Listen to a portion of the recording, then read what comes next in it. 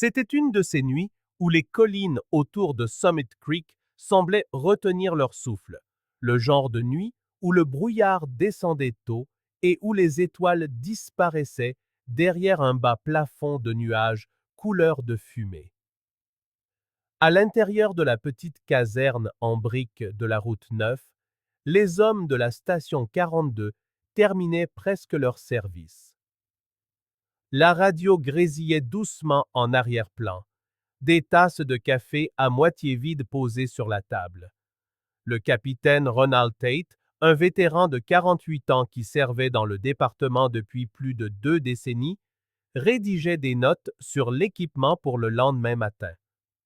En face de lui, Eli Moran, un homme calme, méthodique, du genre à sourire rarement, mais à toujours arriver le premier, vérifiait les fréquences radio. Jake Lanning, le plus jeune avant l'arrivée de la nouvelle recrue, était penché en arrière sur sa chaise, feuilletant un jeu de cartes. Et dans un coin, le bleu, Tyler Shaw, 22 ans, essuyait un raccord de tuyaux, s'efforçant d'avoir l'air occupé, tout en luttant contre l'épuisement d'un autre double service. À 23h41 précise, l'alarme de la caserne rompit le silence. Une sonnerie stridente, puis la voix de la régulatrice crépita dans le haut-parleur. Feu de structure, Hollow Ridge Road. Grange signalée entièrement embrassée. Aucune hésitation. Les 4 hommes ne firent qu'un. Les bottes martelèrent le béton. Les moteurs rugirent. En moins d'une minute, ils montaient à bord de l'Engine 42-3, le gros fourgon pompe Pierce qu'ils appelaient le colosse de fer. C'était la routine. Un appel tardif provenant d'une des fermes sur la crête n'était pas rare en octobre. L'air sec, la poussière de foin. Une seule étincelle provenant d'un tracteur pouvait embraser une grange en quelques secondes. Tyler, sanglé à l'arrière, se souvint d'avoir entendu la voix de Tate par-dessus le grondement du moteur. « On va vite régler ça, les gars. On entre et on sort. » Jake actionna la sirène, dont l'écho rebondit entre les collines sombres. Mais c'est là que l'histoire prit une autre tournure. Hollow Ridge Road ne figurait plus sur la carte de répartition. La route avait été désaffectée dans les années 70 après qu'une série de glissements de terrain eût coupé sa section nord. Les habitants utilisaient encore le nom, mais pour ce qui était des cartes d'intervention d'urgence, aucune adresse active n'y était répertoriée. Aucun d'entre eux ne le savait à ce moment-là. Ils suivirent simplement les coordonnées GPS lues par la régulatrice. Une suite de chiffres qui, comme le découvriraient plus tard les enquêteurs, ne correspondait à aucune structure, propriété ou réseau électrique enregistré dans tout le comté. À 23h52, le camion de pompiers fut aperçu pour la dernière fois par un routier se dirigeant vers le nord sur la route 9. Il se souviendrait plus tard de la façon dont ces gyrophares perçaient le brouillard, comme une traînée rouge disparaissant entre les arbres. Après ça, le silence. Lorsque le journal des appels fut examiné le lendemain matin, aucun numéro de téléphone n'était lié à l'entrée de répartition, aucun fichier audio de l'appelant. Juste le résumé tapé. Appelante a signalé un incendie. Ligne coupée. Chose encore plus étrange, les coordonnées indiquées pour Hollow Ridge étaient écrites à la main, au stylo, et non imprimées par le système de répartition numérique. À ce jour, personne n'a admis les avoir écrites. À l'aube, les épouses et les familles de l'équipe commencèrent à appeler la caserne. Aucun des hommes n'était rentré. L'engin 42-3 n'était pas garé dans sa baie. Les appels radio restaient sans réponse. À 6 heures du matin, des équipes de recherche se déployaient, ratissant chaque route dans un rayon de 25 kilomètres. Elles ne trouvèrent rien. Aucune trace de dérapage, aucun débris, aucun signe que le camion ait même quitté l'asphalte. Les adjoints du shérif interrogèrent la régulatrice de nuit, une femme nommée Darla Cates, qui jura avoir traité l'appel elle-même. Elle se souvenait de la panique dans la voix de la femme, de la façon dont elle répétait « Ils sont encore à l'intérieur ». Mais lorsqu'elle tenta de faire écouter l'enregistrement audio aux enquêteurs, ils n'étaient pas là.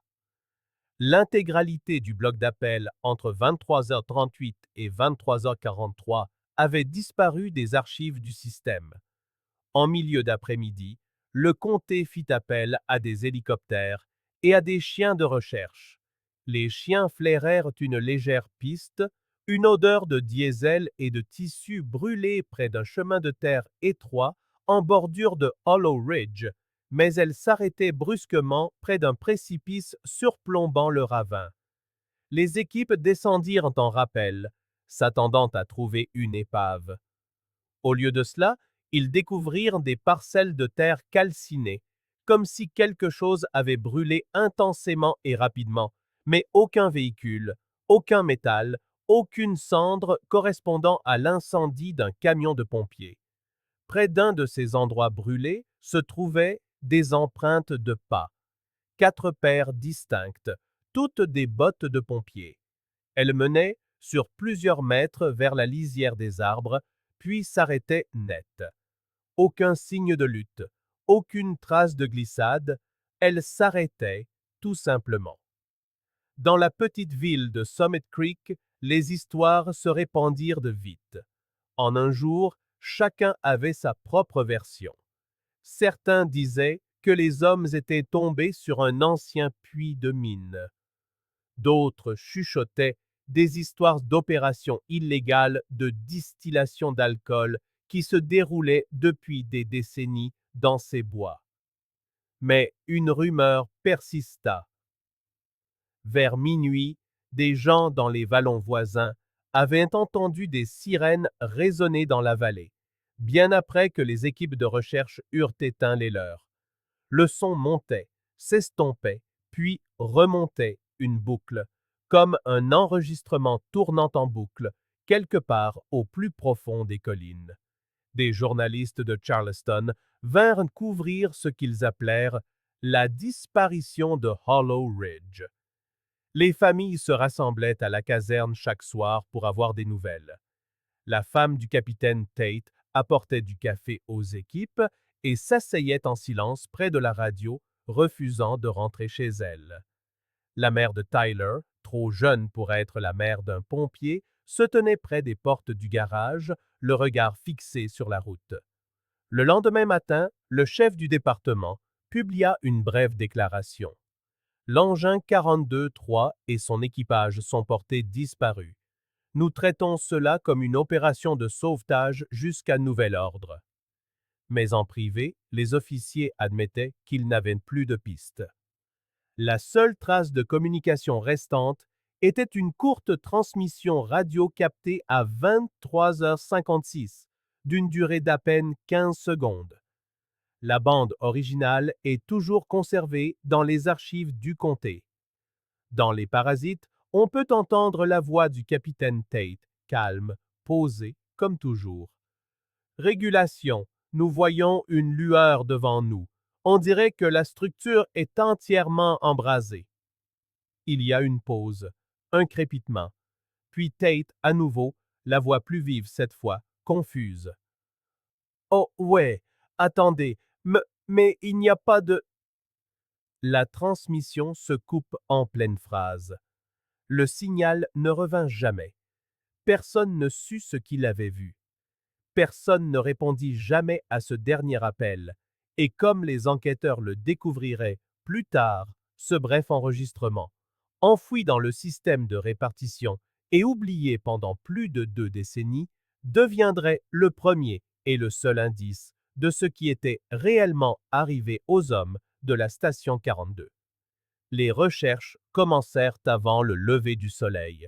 Chaque volontaire de Summit Creek fut appelé, chaque pompier en congé, chaque adjoint joignable. Le premier hélicoptère décolla à l'aube, survolant les crêtes et les vallons autour de Hollow Ridge Road. Pour quiconque observait d'en haut, le paysage semblait avoir été englouti par le brouillard. D'étroits chemins de terre serpentant à travers des bois sombres, des ruisseaux brillant faiblement à la lumière du matin et rien d'autre. Aucune trace de dérapage, aucune fumée, aucun signe d'accident. Pendant 5 semaines consécutives, ils allaient fouiller ce paysage. 36 km² d'arrière-pays accidentés, mais pas la moindre trace de l'engin 42-3 ne serait jamais retrouvée. Au début, les enquêteurs pensaient à quelque chose de simple, une panne mécanique, un glissement de terrain sur une route non pavée. Ils s'attendaient à trouver des ornières menant à un ravin ou le reflet d'une peinture rouge quelque part dans les broussailles. Mais à mesure que les jours se transformaient en semaines, le périmètre de recherche s'élargissait et rien n'apparaissait, pas même un collier de serrage, un morceau de verre ou une irisation de carburant sur le sol. L'indice le plus déroutant vint d'un employé de station service à McRae Junction, un petit carrefour à environ 18 km au sud de Summit Creek. Il déclara aux enquêteurs que vers 23h10, la nuit même de l'appel, il avait vu l'engine 42-3 s'arrêter. Il s'en souvenait car il était rare de voir un camion du comté si tard et parce que le plus jeune pompier, correspondant à la description de Tyler Shaw, était entré payer le diesel en espèces. Le reçu ne fut jamais retrouvé et l'employé n'était pas sûr si le camion se dirigeait vers le nord ou le sud en repartant, mais la chronologie ne collait pas. Les registres de répartition montraient que les hommes avaient quitté la station 42 à 23h42, soit plus de 30 minutes après cette observation. Les enquêteurs vérifièrent tous les enregistrements possibles, le réglage des horloges, les livraisons de carburant, même le réseau électrique de McRae Junction pour voir si l'horloge de la station était déréglée. Elle ne l'était pas. Cela les laissait avec une question impossible. Comment le camion de pompiers avait-il pu être vu sur la route avant même d'avoir officiellement quitté la caserne? Les journalistes commencèrent à arriver quelques jours plus tard, attirés par l'étrangeté de l'affaire. Des disparitions en petite ville, ça arrivait. Des chasseurs, des randonneurs, des mineurs, mais pas 4 pompiers à l'intérieur d'un camion de 13 tonnes. La presse appela cela la disparition de l'engin 42-3. Certains présentaient l'affaire comme un accident tragique. D'autres laissaient entendre quelque chose de plus sombre. Des rumeurs se mirent à circuler sur des exploitations minières illégales dans les collines, des endroits où d'anciens puits avaient été rouverts par des gens utilisant des pompes diesel et des générateurs la nuit. La théorie était que l'équipe était tombée au mauvais endroit au mauvais moment, que l'appel avait peut-être été falsifié pour les attirer. Pendant des semaines, la police tenta de retracer l'appel d'urgence initial. Il n'avait aucune source, aucun numéro de téléphone.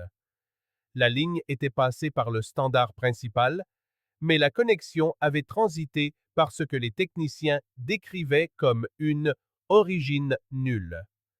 Même l'horodatage semblait erroné, comme s'il avait été estampillé 2 fois, une fois à 23h41 et une autre à 23h58.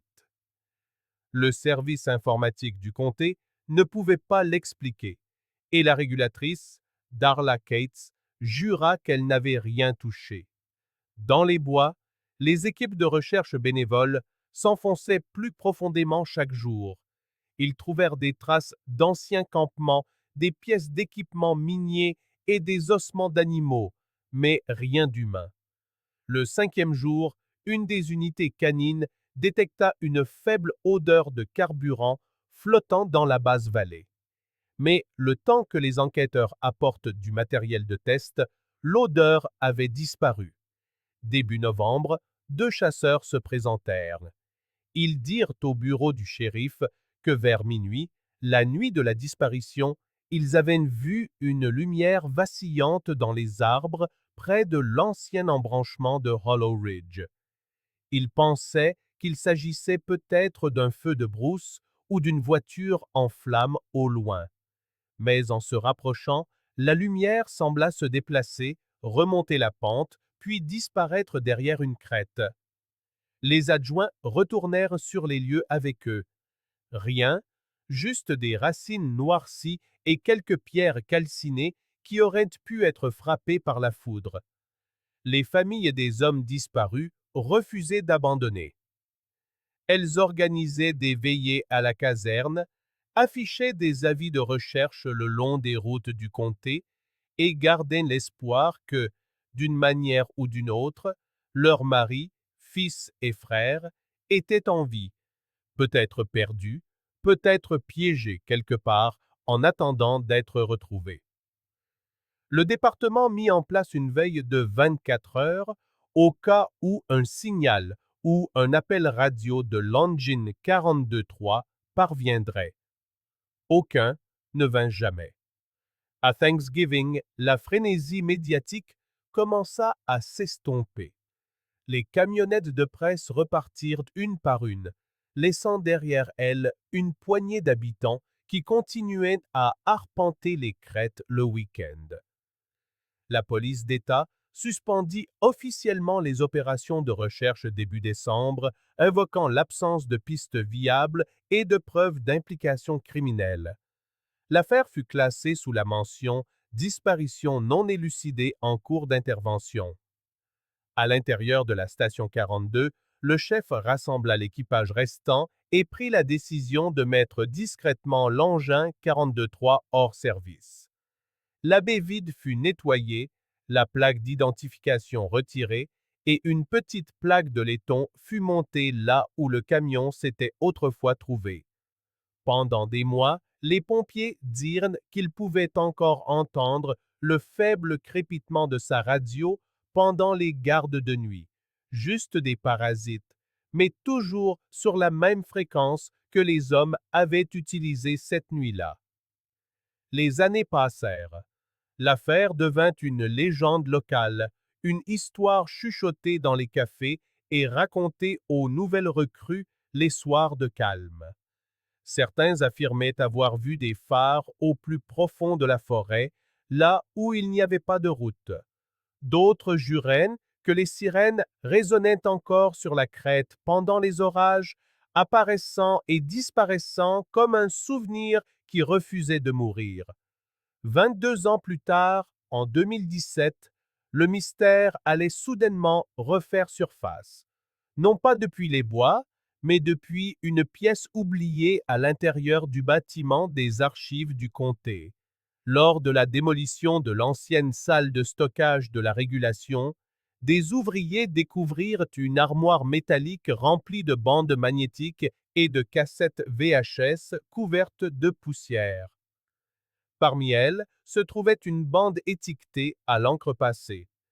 1995, appel 3, 17, Hollow Ridge. L'homme qui la trouva dit qu'il faillit la jeter, mais quelque chose dans l'écriture l'arrêta. Lorsque les techniciens la firent passer, la bande ne produisit d'abord que de la distorsion, un sifflement de parasites et de légers clics jusqu'à ce qu'une voix claire émerge. Ce n'était pas la voix d'un enquêteur, ce n'était pas celle de la régulatrice. Elle venait de cette nuit-là, du moment même où les pompiers avaient disparu. Une voix appelant à l'aide, et ce qu'elle disait allait tout changer sur la façon dont le comté comprenait la disparition de l'engine 42.3. Au printemps 2017, le bureau des archives du comté de Summit se préparait à la démolition. Des rangées de vieux classeurs, à moitié effondrés sous leur propre poids, étaient vidées pour faire place à un nouveau bâtiment administratif. La plupart de ce que l'équipe trouva cette semaine-là était banal. Des registres délavés, des bobines de cassettes endommagées par l'eau et des cassettes VHS poussiéreuses qui n'avaient pas été touchées depuis des décennies. Mais un archiviste, un homme tranquille du nom de Greg Hanlon, remarqua quelque chose de différent, enfoui dans le coin d'une armoire verrouillée. La boîte n'était pas marquée, à l'exception d'une bande de ruban adhésif jauni sur le dessus qui disait « À l'encre passée ». 1995, incident inconnu n'est pas effacé. À l'intérieur se trouvaient plusieurs bandes fragiles, du type utilisé pour enregistrer les appels d'urgence dans les années 90.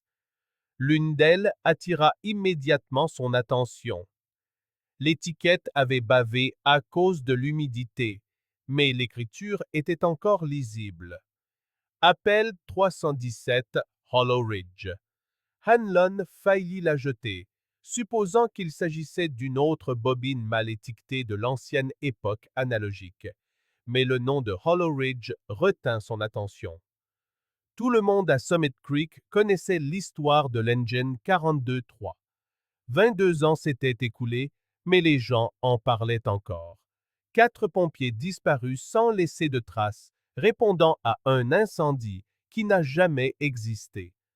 Hanlon décida de mettre la bande de côté, une curiosité silencieuse qu'il ne pouvait se résoudre à jeter.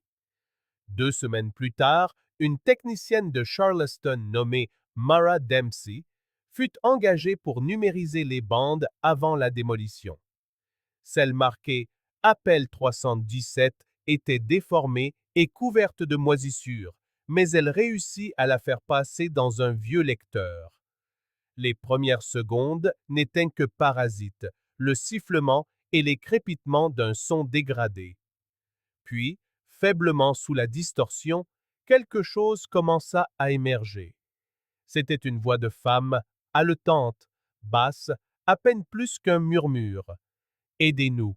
Le feu se propage, ils sont encore à l'intérieur. » Puis le silence, suivi d'un léger bruit sourd. Les techniciens pensèrent d'abord à une interférence, jusqu'à ce qu'un deuxième analyste réalise que le son avait un rythme trop régulier, trop humain. On aurait dit un battement de cœur. En dessous, des fragments de conversation radio flottaient, entrant et sortant du champ, comme si plusieurs signaux se superposaient. L'équipe de restauration passa l'extrait en boucle, essayant d'identifier la voix.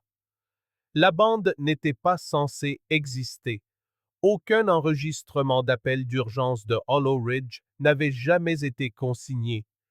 Tous les dossiers officiels de cette nuit-là étaient manquants, effacés ou corrompus. Mais cette bobine avait été étiquetée manuellement, ce qui signifiait que quelqu'un, à un moment donné, savait qu'elle était réelle et l'avait délibérément tenue à l'écart. Les spécialistes en audioforensique du laboratoire d'État soumirent la voix à une analyse spectrale, séparant chaque couche de fréquence. Les résultats stupéfièrent tout le monde dans la pièce. La voix appartenait à une femme, entre 40 et 50 ans. Comparée aux archives locales, elle produisit une correspondance presque parfaite. Evelyn Tate, l'épouse du capitaine Ronald Tate, l'homme qui dirigeait l'engin 42.3 la nuit de leur disparition. Mais Evelyn Tate était morte dans l'incendie de sa maison 3 ans plus tôt, en 1992. La découverte provoqua une onde de choc dans le département.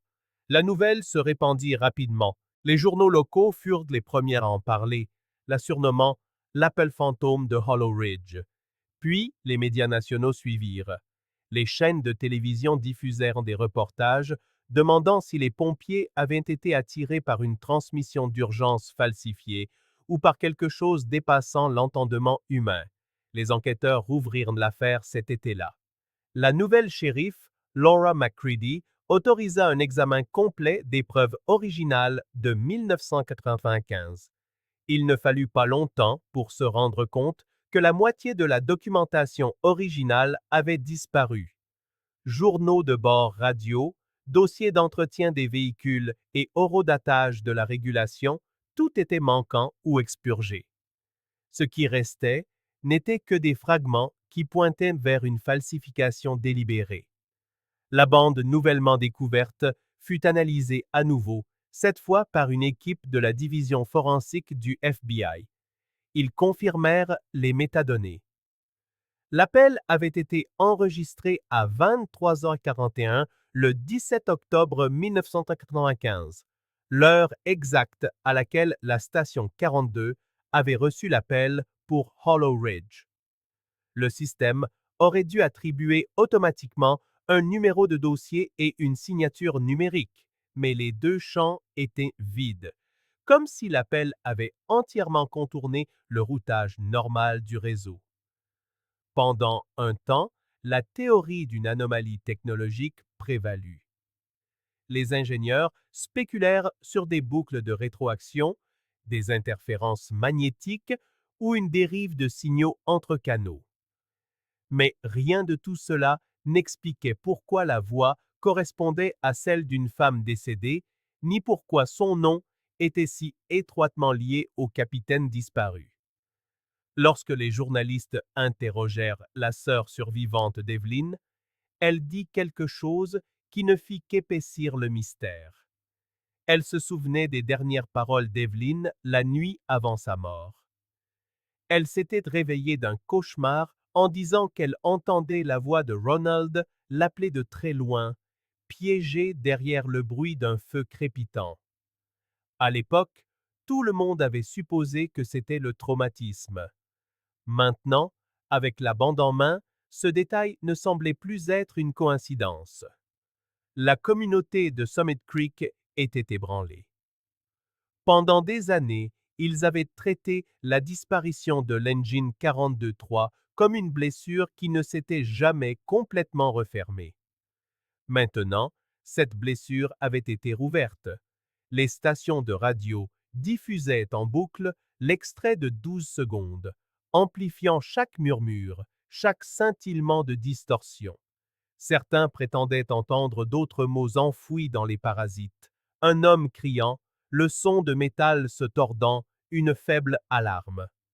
D'autres disaient que la voix appelant à l'aide changeait à chaque écoute, comme si la bande elle-même était encore vivante, essayant toujours de joindre quelqu'un. Pour les enquêteurs du comté, ce n'était pas de la superstition, c'était une preuve. Une chaîne de possession fut établie et la bande fut officiellement cataloguée comme pièce à conviction NDG 1 dans une affaire criminelle non élucidée nouvellement désignée. Le FBI, la police d'État et des experts locaux en communication d'urgence se réunirent pour réanalyser chaque aspect de cette nuit. Si quelqu'un avait falsifié l'appel en utilisant d'anciens enregistrements de la voix d'Evelyn Tate, il avait eu accès à des archives qu'aucun civil ne pouvait atteindre. Si ce n'était pas falsifié, alors la seule explication était quelque chose de bien plus étrange, une transmission intraçable qui défiait à la fois la logique et la technologie. En août 2017, la réouverture de l'affaire faisait la une des journaux nationaux. Les talk-shows débattaient pour savoir si l'appel était un canular, une dissimulation ou un phénomène qui ne pouvait être expliqué par des moyens normaux.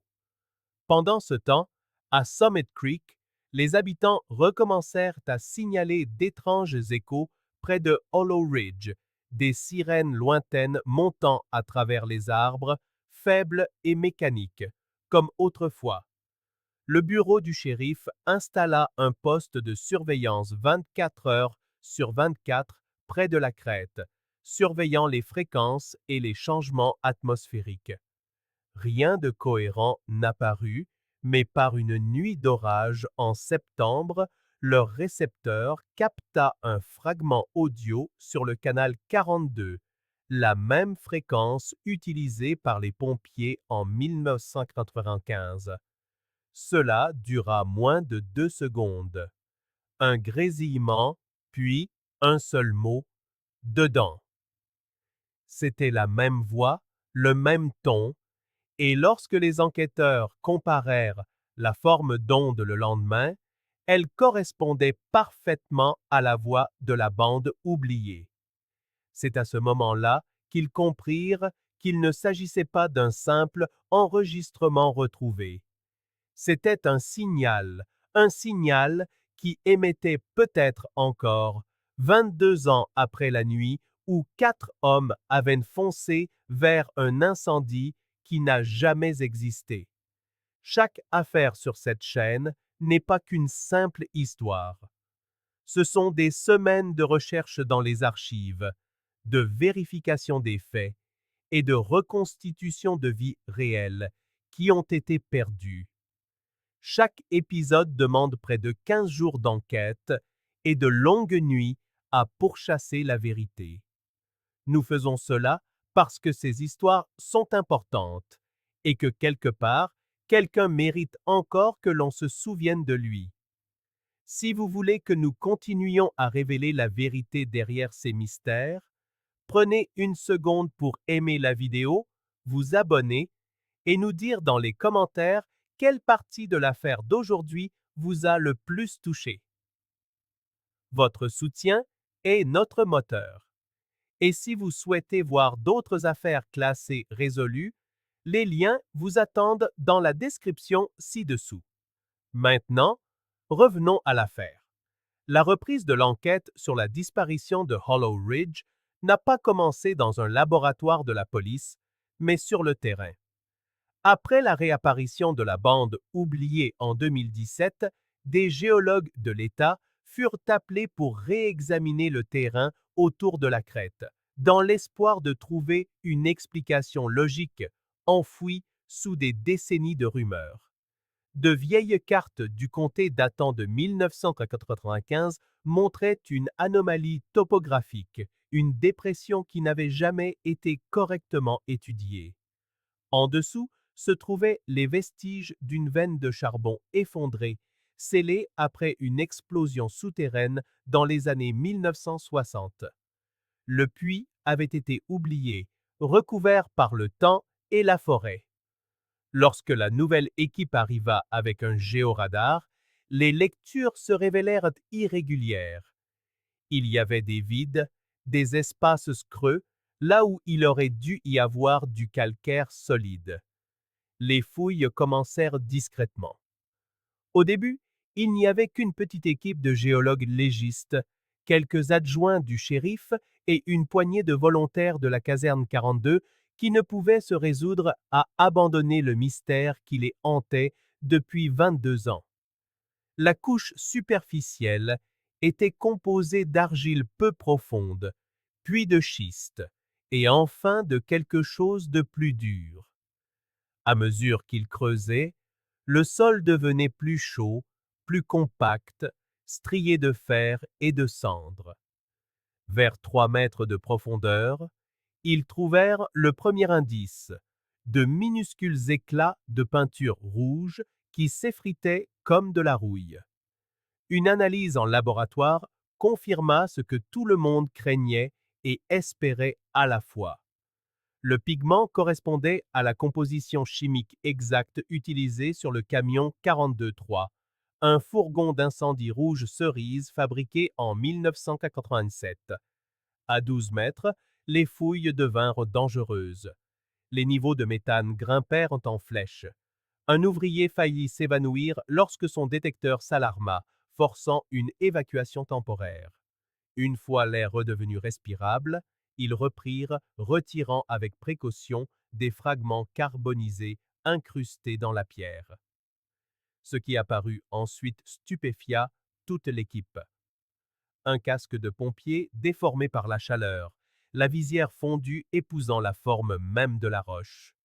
gravé faiblement sur le rebord, un numéro de série qui correspondait à l'inventaire de l'équipement du capitaine Ronald Tate en 1995. À quelques mètres de là, gisait un petit boîtier métallique, ses bords noircis, mais sa gravure encore visible. 42.3, l'unité radio assignée au camion disparue. Ce n'était pas une scène de crime au sens habituel du terme. C'était une tombe. Des experts du service géologique de Virginie occidentale conclurent que le camion s'était probablement arrêté juste au-dessus d'une poche de méthane instable, vestige de l'ancien réseau minier dont personne ne se souvenait. Lorsque le camion tournait au ralenti, son poids et sa chaleur auraient pu déclencher un effondrement. L'afflux soudain de gaz se serait enflammé instantanément, créant un feu éclair assez chaud pour liquéfier le métal et sceller la cavité. Les hommes n'auraient pas eu le temps de réagir, pas même d'appeler à l'aide. Les preuves suggéraient que tout s'était produit en moins de 5 secondes. Mais alors que l'explication officielle prenait forme, quelque chose clochait. Si l'incendie et l'effondrement s'étaient produits si rapidement, comment la transmission radio avait-elle pu continuer pendant près d'une minute après? Et d'où, dans tout ce chaos, l'appel au 911 était-il parti? La division technique exhuma tous les registres téléphoniques survivants des archives du comté. La plupart étaient corrompus ou vides, mais l'un d'eux se démarquait. Une trace partielle de la nuit du 17 octobre. Le signal provenait d'une ligne de poteaux électriques qui desservait autrefois une ferme au pied de Hollow Ridge. Cette ligne avait été déconnectée en 1992, 3 ans avant l'incident. Les ingénieurs confirmèrent qu'il était impossible qu'elle ait pu transmettre quoi que ce soit en 1995. Le câblage avait disparu, la boîte de jonction était scellée, et pourtant, c'est précisément de là que l'appel était venu. Les journalistes envahirent de nouveau la crête, exigeant des réponses. L'État publia un communiqué de presse confirmant la découverte de débris correspondant au camion 42.3 et attribuant officiellement la perte à un événement de combustion souterraine catastrophique. Mais officieusement, personne ne pouvait expliquer la voix sur la bande, la transmission anormale ou pourquoi elle avait le timbre de la défunte épouse du capitaine Tate. Pour les familles, la découverte n'apporta aucune paix. Elle raviva la blessure. Elles avaient vécu avec l'absence pendant 2 décennies. Maintenant, elles se retrouvaient face à des fragments de preuves, chaque pièce cruellement incomplète. Le père de Tyler Shaw déclara à une chaîne locale qu'il croyait toujours que son fils avait entendu quelque chose de réel cette nuit-là, quelque chose en quoi il avait confiance. Cette voix, dit-il doucement, ce n'était pas qu'un simple grésillement. Ils ont entendu quelqu'un qu'ils connaissaient, quelqu'un qui les appelait. Saïgi. Le comté installa un petit mémorial sur le site des fouilles, des fleurs, des casques et une plaque gravée de 4 noms. Les visiteurs disaient que le sol sentait encore faiblement la fumée les jours humides. Certains affirmaient qu'au crépuscule, le vent s'engouffrant dans la doline produisait un faible bourdonnement mécanique, comme une sirène venue des profondeurs. Les enquêteurs mirent fin aux fouilles cet hiver-là, scellant le puits par sécurité, mais le mystère refusa de rester enterré. La bande, l'appel intraçable et la chronologie impossible entre la répartition et la disparition pointaient tous vers quelque chose qu'aucun rapport géologique ne pouvait expliquer. Et alors que les techniciens cataloguaient les derniers fragments du site, l'un d'eux remarqua quelque chose d'étrange sur le boîtier radiofondu. Celui marqué 42.3 n'était pas mort. Sa batterie interne, enfermée dans la pierre pendant 22 ans, détenait encore une faible charge résiduelle.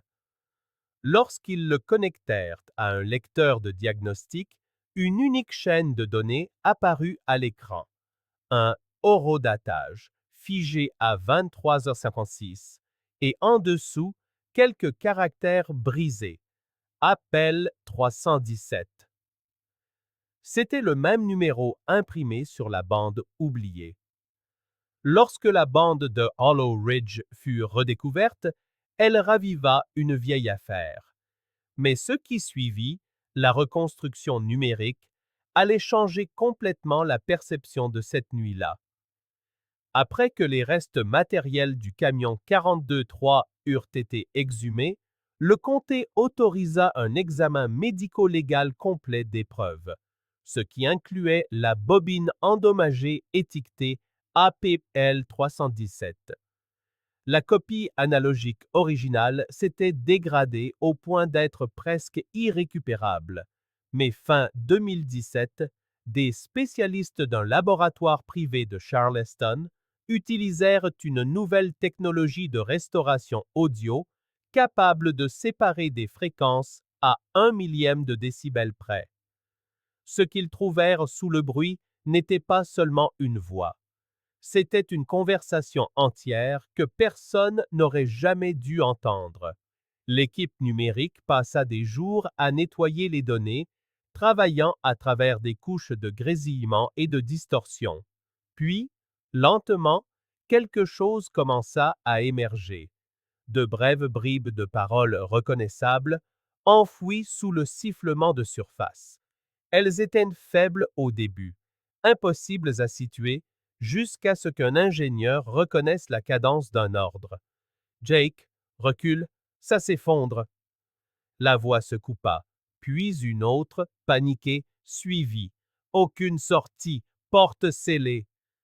Les mots suivants parvinrent à moitié brisés, déformés par les interférences. Répartiteur, nous ne sommes pas dans une structure, c'est... Puis, une explosion de Larsen strident noya toutes les restes. Le laboratoire passa la séquence en boucle, la reconstituant fragment par fragment. Ils réalisèrent que les voix ne provenaient pas du tout d'un appelant. C'étaient les pompiers disparus eux-mêmes. Les experts commencèrent à cartographier la chronologie de la transmission, la comparant au registre de répartition du 17 octobre 1995. La correspondance était exacte. L'heure du premier signal enregistré sur la bande, 23h41, s'alignait parfaitement avec le moment où la caserne 42 avait reçu l'appel au 911 signalant un incendie de grange. Mais le contenu n'était pas un appel à l'aide d'un civil. C'étaient les hommes du camion 42-3 émettant en détresse quelques instants avant que leur signal ne disparaisse à jamais. D'une manière ou d'une autre, leur transmission d'urgence avait été capturée avant même qu'elle n'ait lieu. Pour vérifier cela, l'équipe audio croisa les fréquences vocales avec les archives du service. Le phrasé du capitaine Tate correspondait précisément, tout comme l'inflexion de la voix d'Eli Moran. Les deux autres, Jake Lanning et la recrue Tyler Shaw, étaient plus difficiles à isoler, mais les cris en arrière-plan et le son d'une respiration lourde ne laissaient aucun doute. Les 4 hommes étaient là, piégés quelque part sous terre. Cette découverte renversa complètement l'affaire. Les pompiers n'avaient pas répondu à l'urgence de quelqu'un d'autre. Ils avaient répondu à la leur. Les enquêteurs faisaient maintenant face à une question presque impossible. Comment un appel enregistré à 23h41 pouvait-il contenir l'audio d'un événement qui, de toute évidence, ne s'était produit que plusieurs minutes plus tard? L'explication vint d'un ingénieur en communication à la retraite appelé comme consultant. Il écouta la bande, puis remarqua quelque chose de subtil en arrière-plan, une faible tonalité rythmique que la plupart des gens ignoraient. C'était la tonalité d'alarme de la répartition utilisée par le comté au début des années 1990, un système qui avait été mis hors service des années auparavant. Cette tonalité n'était pas censée apparaître sur un appel au 911, à moins qu'il ne provienne de l'intérieur même de la caserne. Le motif se répétait à intervalles réguliers, comme en boucle. L'ingénieur arrêta la lecture, se pencha en avant et dit ce que tout le monde dans la pièce avait eu trop peur d'envisager. La bande n'était pas du tout un appel. C'était une boucle de rétroaction, un enregistrement de lui-même réinjecté dans le système en temps réel. La théorie, confirmée plus tard par des tests, était que le système de répartition avait subi une forme rare de diaphonie, un dysfonctionnement qui pouvait se produire lorsque les lignes de relais analogiques étaient surchargées ou endommagées par des interférences atmosphériques. Dans ces conditions, une transmission radio pouvait théoriquement rebondir entre les fréquences, rejouant des fragments de son propre signal à quelques secondes, voire quelques minutes d'intervalle. En clair, les pompiers avaient peut-être entendu leur propre transmission en écho à travers le réseau, mais avec un décalage. Cela signifiait que lorsqu'ils avaient reçu l'appel au 911 pour un incendie à Hollow Ridge, ils répondaient à un signal qui ne s'était pas encore produit, un enregistrement de leur propre appel de détresse renvoyé dans le temps par un circuit analogique défaillant. L'explosion de méthane découverte plus tard sous la crête aurait coupé brusquement le signal, figeant la transmission sur place, les dernières secondes de leur voix piégée à jamais dans la bobine déformée retrouvée 22 ans plus tard. Les enquêteurs appelèrent cela une anomalie de transmission en circuit fermé. Rare, mais pas impossible, un accident technologique né du timing, des interférences et de l'environnement électrique instable de cette nuit-là. Officiellement, ce fut l'explication retenue par le comté. Une convergence tragique de facteurs. Une poche de gaz sous la surface, un réseau de relais vulnérables, une tempête parfaite de bruit analogique qui fit croire à 4 hommes qu'ils répondaient à un appel à l'aide désespéré, alors qu'en réalité, c'était eux qui appelaient.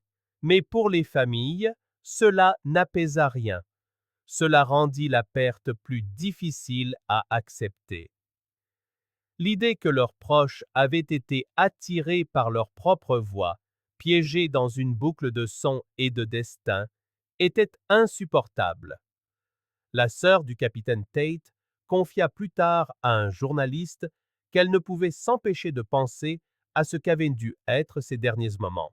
La confusion, la peur, la prise de conscience que la lumière vers laquelle ils se dirigeaient n'était peut-être que leur propre reflet.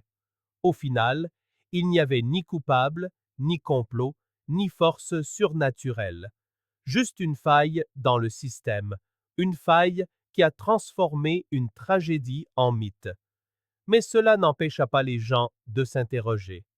L'audio reconstitué ne fut jamais rendu public, mais des copies circulèrent discrètement parmi les premiers intervenants de la région.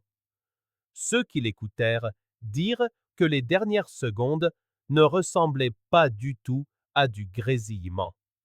Sous le cri strident, sous la distorsion, il y avait une voix, un seul mot, étouffé mais sans équivoque. Maison. À ce jour, personne n'a pu expliquer si c'était réel ou juste un autre écho né de la rétroaction, mais c'est la raison pour laquelle beaucoup croient encore que le camion 42-3 n'a pas seulement été perdu sous terre. Il a été pris dans une boucle, appelant à l'aide encore et encore, bien après que les hommes eux-mêmes aient disparu. En juin 2017, 22 ans après la disparition, Hollow Ridge ne ressemblait plus à un endroit où une tragédie aurait pu se produire. La forêt avait repoussé, épaisse, sur les pentes, l'herbe sauvage recouvrant la doline qui avait avalé le camion 42-3. Pourtant, l'air portait encore une pesanteur silencieuse, quelque chose que les habitants disaient ne jamais s'être vraiment dissipé. Cet été-là, la ville de Summit Creek se rassembla pour honorer les hommes qu'elle avait perdus. Un nouveau mémorial fut dévoilé devant la caserne 42, une simple vitrine contenant les fragments déformés et noircis par la chaleur du camion récupéré sous la crête, le boîtier radio fondu, les supports d'échelle en métal tordu, un unique casque de pompier fusionné à la roche, 4 noms gravés en dessous, en laiton. Pour la ville, c'était censé être une manière de tourner la page. Pour les familles, cela ne fit que rouvrir les questions. Officiellement, l'affaire était classée. L'équipe de la police scientifique de l'État avait conclu que les 4 pompiers avaient péri instantanément dans l'explosion de méthane, leur corps consumé en quelques secondes par un feu éclair plus chaud que l'acier. L'affaire fut classée comme un accident, tragique mais explicable. Pas d'acte criminel, pas de complot. Juste le genre de malchance géologique qui défie toute préparation. Mais au fond, personne à Summit Creek ne croyait vraiment que c'était la fin de l'histoire. Quelques semaines après l'inauguration du mémorial, en rangeant une vieille boîte de preuves du laboratoire, un employé trouva quelque chose qui n'avait pas été catalogué. Un carnet usé, taché de suie, ses pages gondolées et cassantes. L'écriture à l'intérieur était à peine lisible, mais une section se détachait. Elle était signée R. Tate, la dernière écriture connue du capitaine Ronald Tate. La page semblait avoir été arrachée d'un journal de bord en pleine rédaction, l'encre bavée par l'humidité et la cendre. Les dernières lignes disaient « Avons reçu l'appel, mais personne ici. Seulement de la fumée, pas de feu. Juste des voix dans le noir. »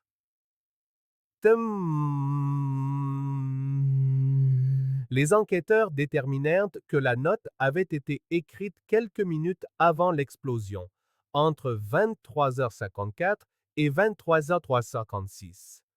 Cette unique page devint le cœur émotionnel du mémorial, la preuve que les hommes étaient arrivés sur le site, qu'ils avaient vu quelque chose, qu'ils avaient compris que quelque chose n'allait pas.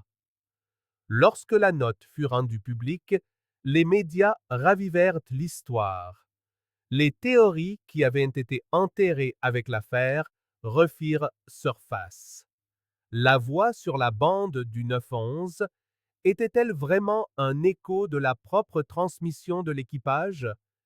Les hommes avaient-ils été pris dans une boucle de rétroaction temporelle, entendant leur propre appel avant qu'il ne se produise? Ou était-ce, comme certains le chuchotaient encore, tout autre chose, quelque chose qui ne venait pas d'un dysfonctionnement, mais du lieu lui-même? La dernière personne à se confronter publiquement à ces questions fut Darla Cates, la répartitrice du comté qui avait pris l'appel original de Hollow Ridge en 1995. Elle était restée dans les communications d'urgence pendant plus de 20 ans, bien après que l'affaire se soit estompée. Mais après avoir écouté la bande entièrement restaurée cet été-là, elle démissionna le lendemain. Dans son entretien de départ, elle dit aux enquêteurs quelque chose qui n'entrerait jamais dans le rapport officiel. Elle dit qu'elle pouvait entendre le moment où ils avaient compris, lorsque les voix à la radio étaient passées de la panique à la confusion. On les entend réaliser que ce n'était pas un appel de détresse, dit-elle doucement. C'était un enregistrement de leur propre mort, rejoué avant même d'avoir eu lieu. Ces mots se répandirent rapidement à travers Summit Creek. Les gens qui avaient longtemps accepté les conclusions de l'État se mirent à douter à nouveau. Certains prétendaient entendre de faibles communications radio chaque fois que des orages traversaient la vallée, de brèves rafales de grésillement sur les scanners de la police, parfois ponctuées par ce qui ressemblait à une respiration. Le service rejeta cela comme de simples interférences.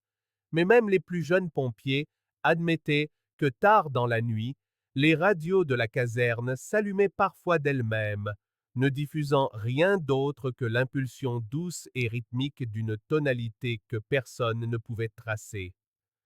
Cette même tonalité, celle qui marquait la fin de la transmission de Hollow Ridge, était toujours conservée dans les archives, un bourdonnement en boucle, grave et déformé, se répétant sans fin pendant 12 secondes avant de s'éteindre dans le silence. C'était la dernière pièce du dossier et chaque année, à l'anniversaire de la disparition, la caserne 42 la jouait une fois pendant l'appel, non par superstition, mais par respect. Un rappel de la nuit où 4 hommes avaient suivi un appel qui n'aurait jamais dû exister. Aujourd'hui, la plaque devant la caserne porte toujours leur nom. Capitaine Ronald Tate, Eli Moran, Jacob, Jake, Lanning et Tyler Shaw. L'inscription en dessous dit seulement répondant à l'appel. Mais les habitants qui visitent le mémorial disent que si vous restez là assez longtemps, surtout après la tombée de la nuit, le silence autour de Summit Creek commence à ressembler à du grésillement. Et parfois, juste une seconde, on peut presque entendre le faible écho d'une voix radio qui perce le silence.